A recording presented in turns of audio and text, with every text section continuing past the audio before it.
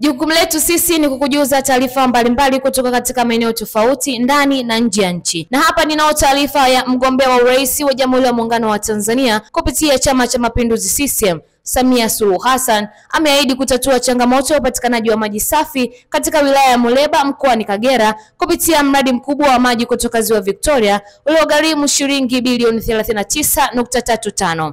Akihutubia katika mkutano wake wa kampeni uliofanyika katika viwanja vya Zimbihile, Samia amesema changamoto ya maji imekuwa ni kero kubwa kwa wananchi wa Muleba kutokana na ukosefu wa vyanzo vya maji vya uhakika. Karibu ndani ya mkoa huu ni swala la maji.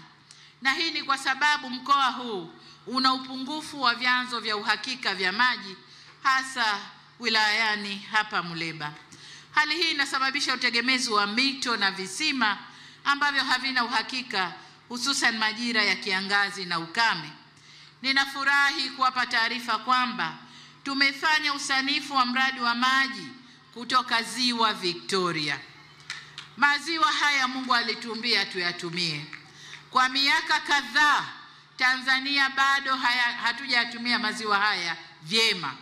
Hivyo basi miaka 5 iliyopita tumeanza kutumia maziwa haya kwa maji na maji ya kutumia majumbani, kuhakikisha kila Mtanzania aliye karibu na ziwa lolote lile, Victoria, Tanganyika na kule Ziwa Nyasa, wanafaidika kupata huduma ya maji safi na salama kutoka kwenye maziwa hayo.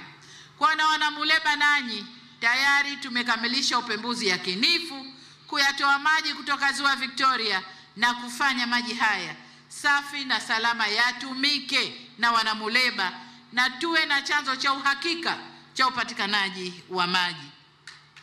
Mradi huu ni wa shilingi bilioni 39 na milioni 350. Wizara ya Maji ipo katika hatua za mwisho za utekelezaji. Hivyo tunawaahidi kuwa tutaendelea kutatua kero hii kwa hapa Muleba na wilaya za jirani zinazokabiliwa na upungufu wa maji. Kwa taarifa zaidi endelea kuwa karibu nasi, usiache kusubscribe, kulike, kucomment na kushare ili uzidi kupata taarifa mbalimbali kutoka hapa Fino Media. Na kujina ni Edita Chiwaligo.